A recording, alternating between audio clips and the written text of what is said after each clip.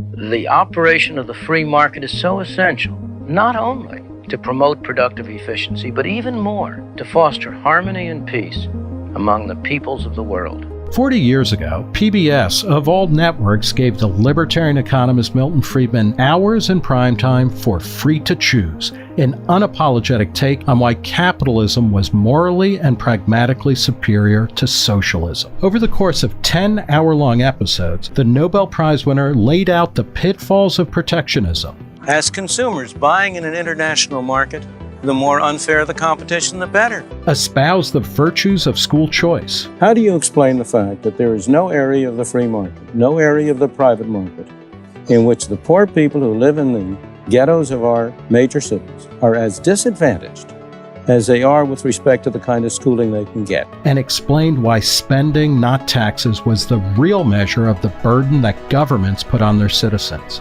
If Congress spends $50 billion more than it takes in, if government spends $50 billion, who do you suppose pays that $50 billion? Of course. The Arab sheiks aren't paying it. Santa Claus isn't paying it. The Tooth Fairy isn't paying it. In an era long before the web and YouTube democratized discourse, Friedman showcased an assortment of radical thinkers such as economist Walter Williams. The minimum wage law has the effects of saying that if you cannot produce $2.90 worth of goods an hour, you don't deserve a job. And Thomas Sowell. To ascribe any status to any group of people, equality, inferiority, superiority, must necessarily reduce freedom. And he subjected leading left-wing intellectuals like Democratic Socialist Michael Harrington, teachers union leader Albert Shanker, and political scientist Francis Fox Piven to withering criticism of their ideas. You've got to compare something with something. Will you tell me the alternative, which has improved the lot of the ordinary people? What is the system which, in your mind, has been successful?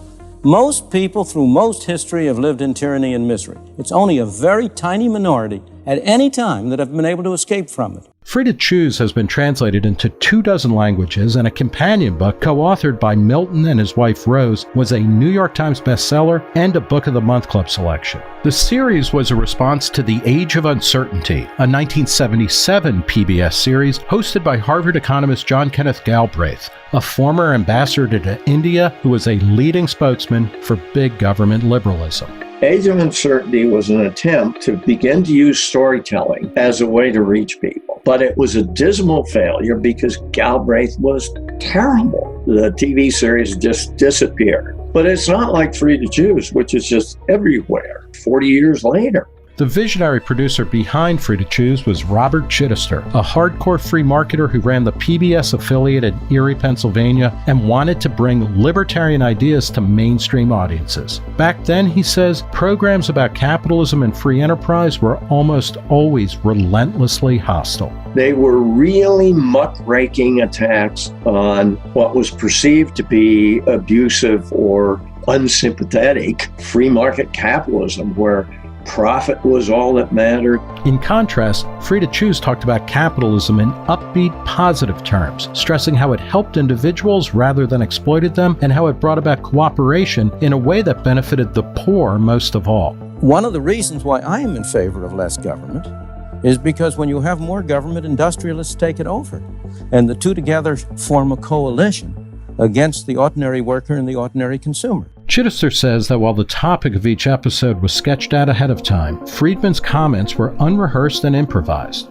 His favorite quote of the entire series comes in episode 5, when Friedman drew a distinction between equal opportunities and equal outcomes. If you promote freedom, if you remove arbitrary obstacles, you open the way for people to use their resources, you will end up, in my opinion, and I think the empirical evidence is overwhelmingly on this side, you will end up with both more freedom, more prosperity, and more equality. But did Friedman make any mistakes in Free to Choose? His celebration of the free market miracle in Hong Kong is poignant to watch at the moment that city's freedoms are under siege. And before his death, Friedman came to question his famous axiom that economic freedom in autocracies such as China would give rise inevitably to political and cultural freedom. Milton, in a discussion close to near the end of his life, indicated to me, he said, "Bob, but I made a mistake.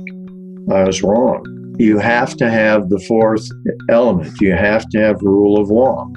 You have to have law that applies equally to everyone. And clearly that's what you see not happening in China. At 83 and ailing from a long bout with cancer, Chittister is himself contemplating his own mortality and how American society has changed since Free to Choose aired 40 years ago. He's proud that the program remains popular online, but, like Friedman, feels its analysis is somewhat incomplete.